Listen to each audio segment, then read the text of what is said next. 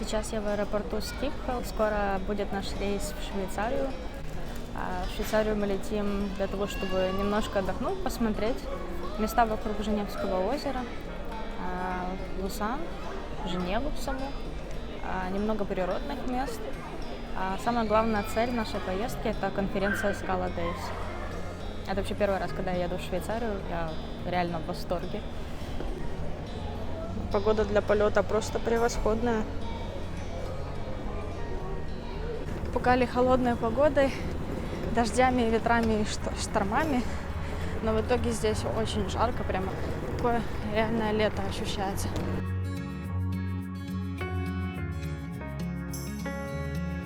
Совсем недалеко от аэропорта. И здесь уже такой вот вид на горы. Женева – очень компактный город, и аэропорт находится в пешей доступности от центра.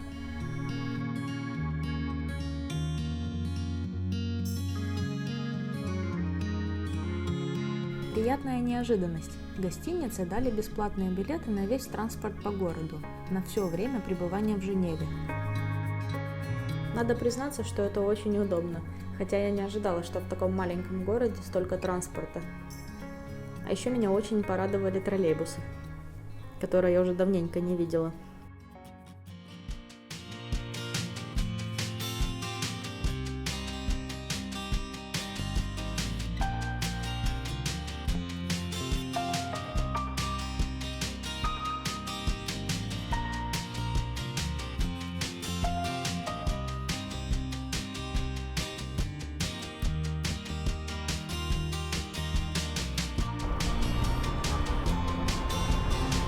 Здесь Женевское озеро соединяется с рекой Рона.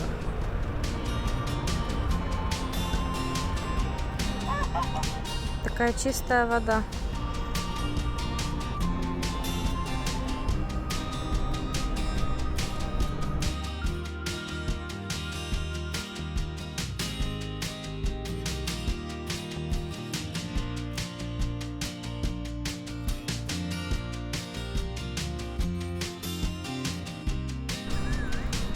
Радуга в фонтане.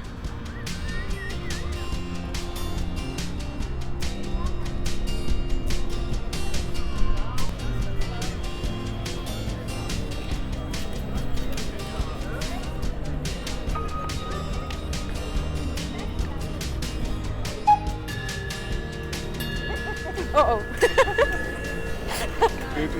Do you think it's cute? I didn't expect it to go here. Well, yeah.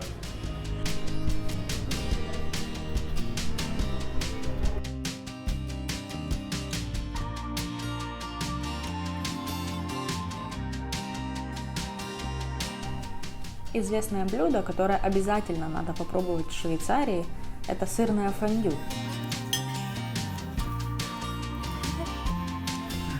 В Женеве очень много мест, где можно попробовать это самое сырное фондю, а заодно и шоколадное тоже. За ужин на 8 человек получилось 335 франков. Это 315 евро, то есть по 40 евро с человека.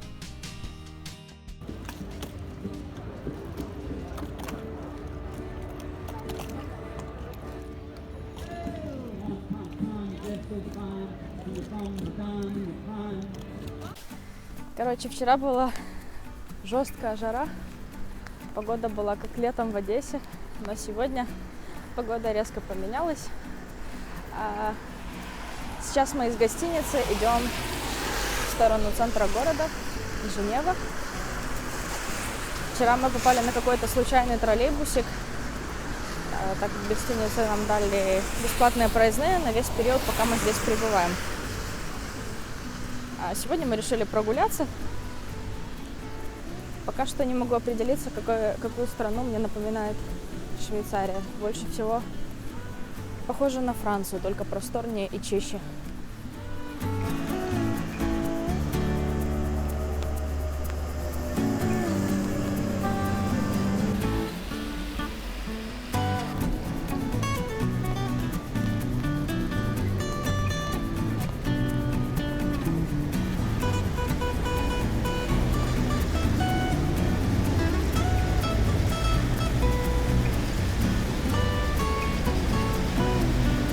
Этот фонтан называется фонтан Жидо, и он высотой 140 метров. А еще вечером он очень красиво подсвечивается.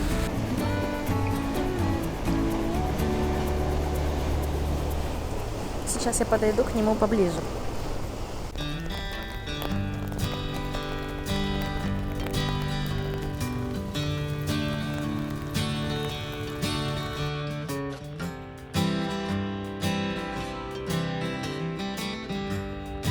Здесь написано, что впервые этот фонтан был установлен для того, чтобы уменьшить давление в гидравлической системе завода, который уже закрылся, но фонтан так понравился туристам, что его решили оставить. Заходить дальше опасно сейчас, потому что, как говорит предупреждение, ветер может измениться и отрезать фонтаном путь обратно.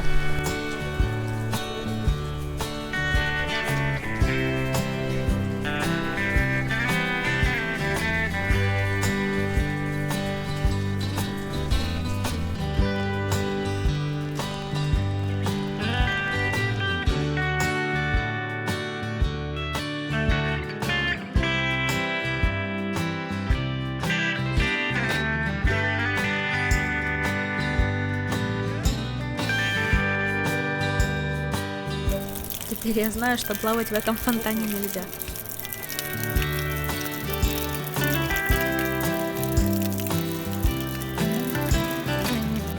Еще одна достопримечательность Женевы – это парк Бастион.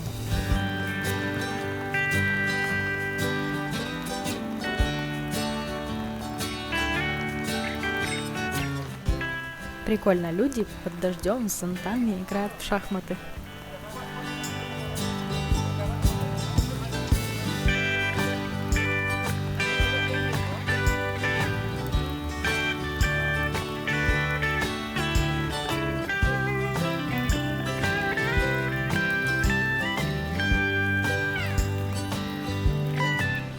А вот и стена Реформации.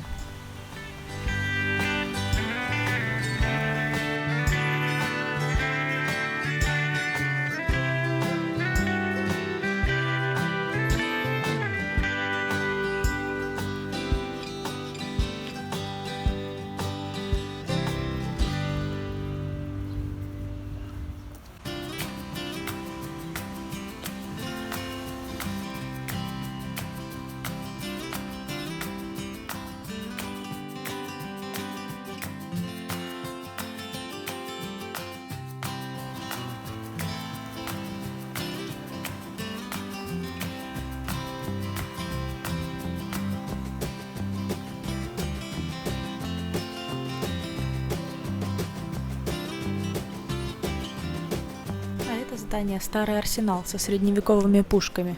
Одно из самых туристических мест в этом городе.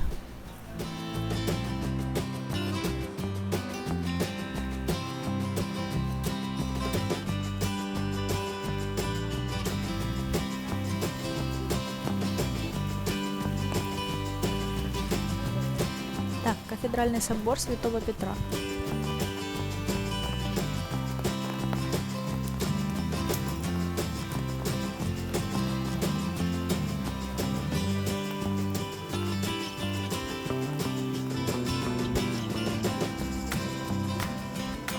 В кафедральном соборе Святого Петра можно подняться наверх, на башню, и это стоит 5 франков. Но если вы платите с карты, то расплатиться можно минимум на 10 франков, поэтому советую туда подниматься с кем-то вдвоем.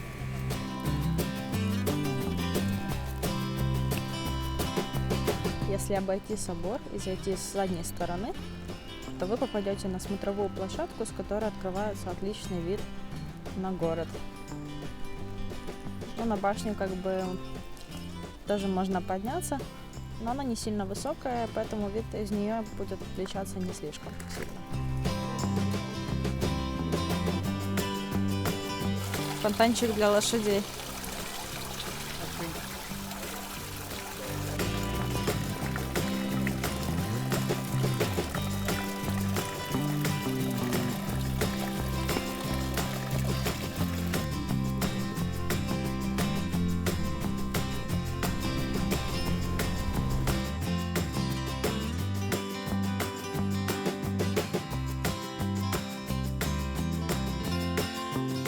общем, только что мы гуляли по террасам, наслаждались красивым видом на город.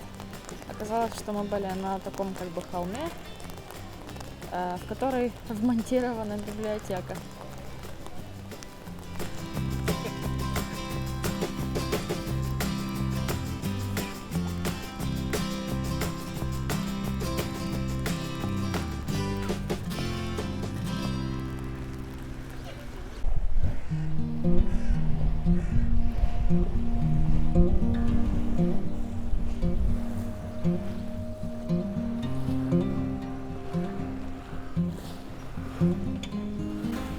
Лебедя там гнездо ему специально оградили, чтобы его никто не беспокоил.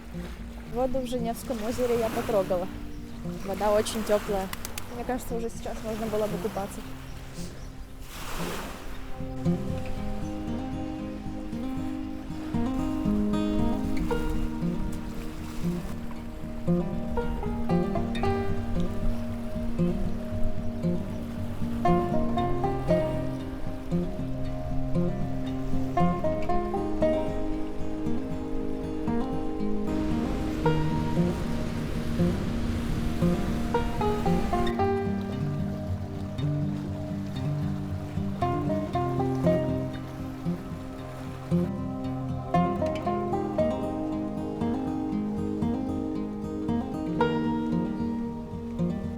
Еще в Женеве можно посетить ботанический сад.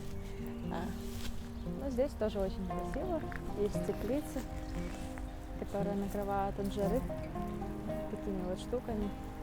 Что мне реально нравится, здесь очень много таких вот фонтанчиков с питьевой водой по всему городу.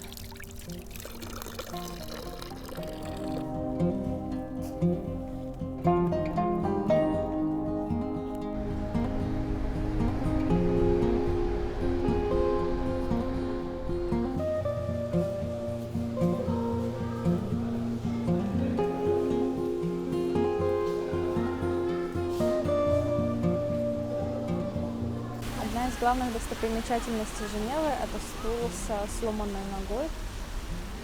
И он был установлен здесь как протест против применения противопехотных мин, а также в честь людей, которые пострадали от этих мин.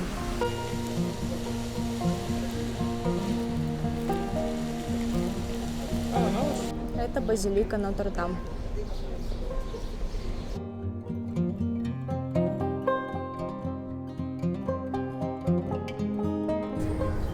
Этот райончик называется Лагро, и он известен тем, что здесь красивые домики разной формы, иногда очень необычных форм и разных цветов, тоже очень ярких.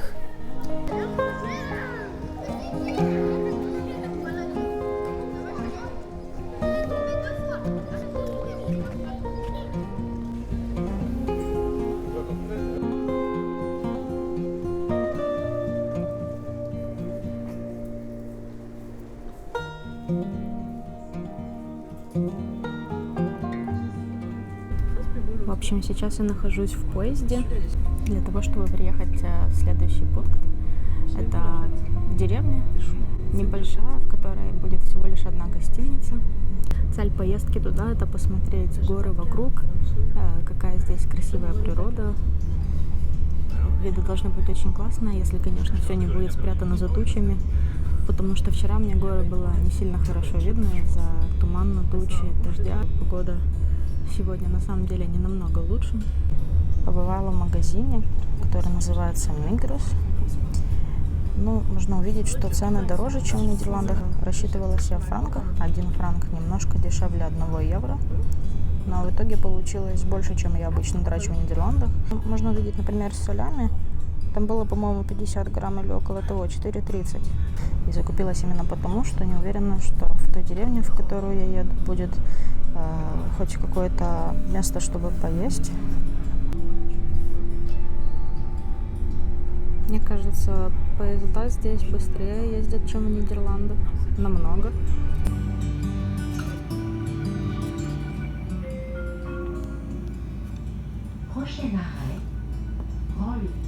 Нужно будет пересаживаться в городе Морш. даже будет немного времени, чтобы там погулять.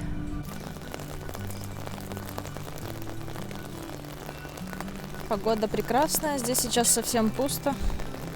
Мне понравилось, что в магазинах дают бумажные пакеты, но теперь под дождем не сильно практично с бумажным пакетом, поэтому мне приходится его очень старательно прятать под зонтиком.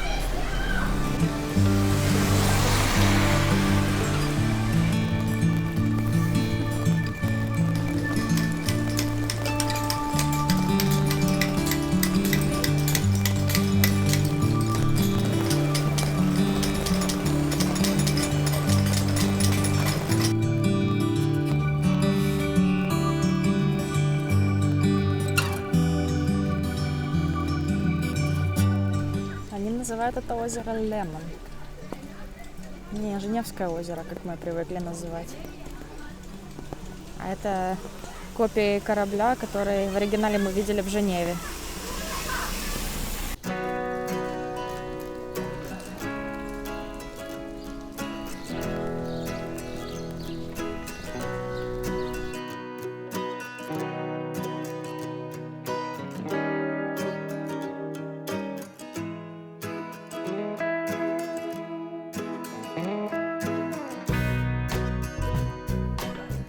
Итак, следующая моя точка – это деревня Монтришер.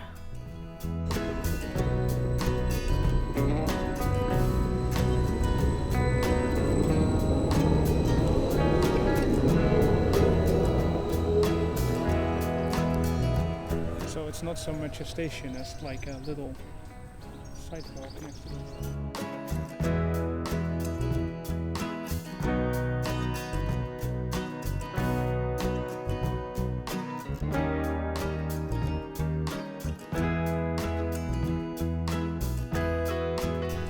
Давайте, позвоните мне своими колокольчиками. О.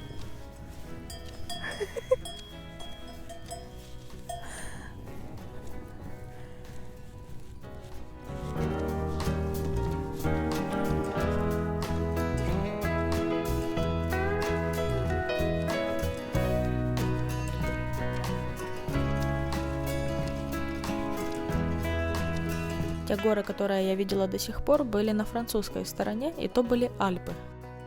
Сейчас я заберусь поглубже в другую горную систему, которая называется Юра. Это происходит от понятия юрский период.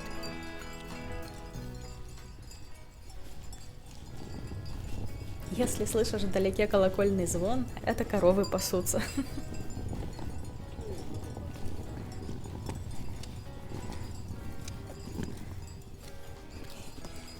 Hey.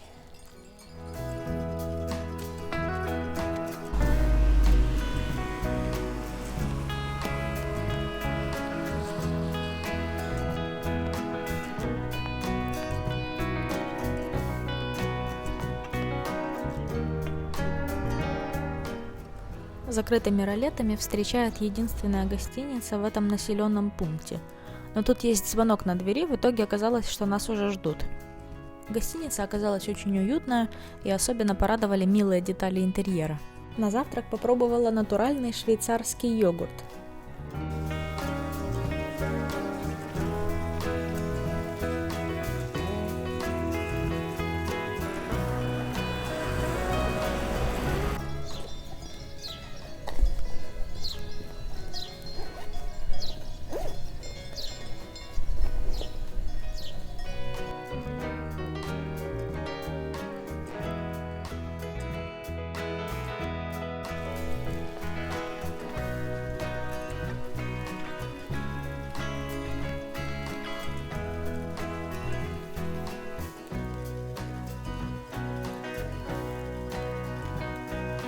Забраться на верхушку этой горы времени не хватит, и погода очень дождливая, но можно подняться довольно высоко.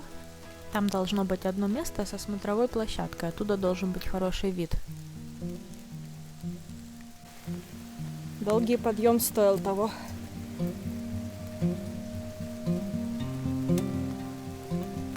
Даже при таком дожде вид отличный.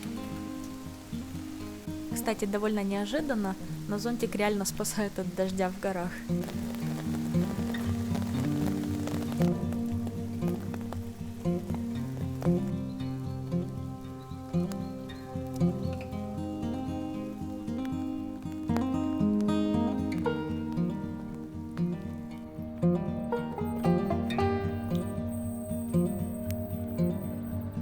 Вот подъезжает поезд. Следующий пункт — Лозанна.